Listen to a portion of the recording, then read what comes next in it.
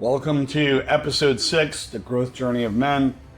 Love, connection, and receptivity. This is where it gets real. Do other people actually feel comfortable around you? Do they feel safe around you? Success is great, it's amazing, but if nobody trusts you, what difference does it make? I mean, communication bridges that gap, it gets you closer, but demanding respect all the time versus earning it is completely different. You have to be able to make room for kindness, compassion, and it's not weakness. People get that confused. It's actually maturity. It's actually being able to reflect. I've learned that people remember how you made them feel when you connected to them 5 years ago. Long after they forgot what you said, they remember not what you said to them, but what you left in them. And those relationships start to matter and they become very important. And without discipline, people misunderstand you. And that is where we have to be objective, see the big picture. Like, for example, how do you know what love is? How do you actually know what love is? It's a solid question. It's a very good question. It's a very good answer. You first figure out what love is not. And in order to do that, you might have a whole bunch of experiences in your life that gave you an insight of what love is not. I don't like to use the word lessons. People will say, oh, life will teach you, life will give you a lesson. No, life gives you an insight and it's up to you to accept or decline. That's how it goes.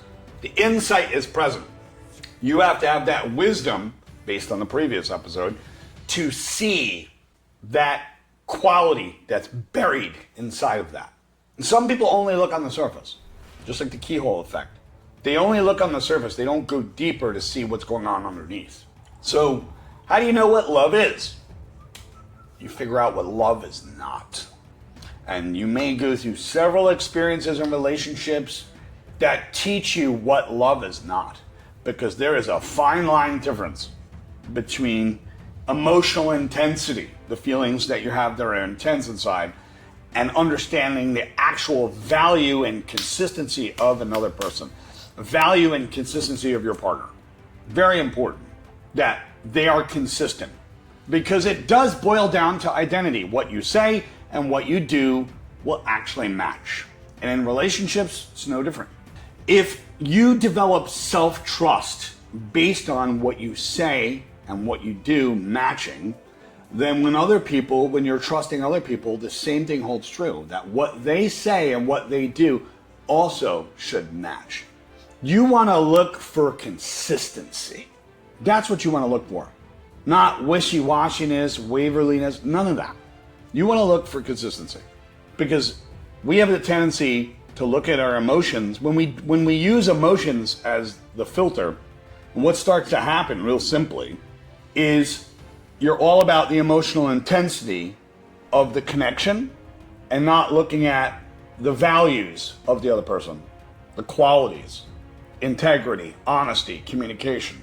This is why some people will put up with avoidant behavior, not realizing that if you're the type of person that you like a communicator, if you value a communicator, if on a scale of 1 to 10, if 10 is your value of communication, then the avoidant person is not for you.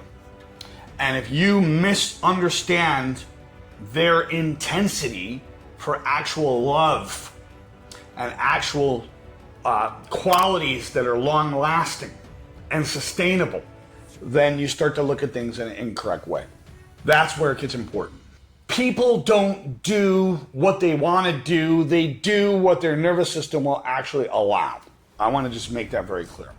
But that's how you learn what love is. You first figure out what love is not. How do you know what trust is? Yeah, you figure out what trust is not.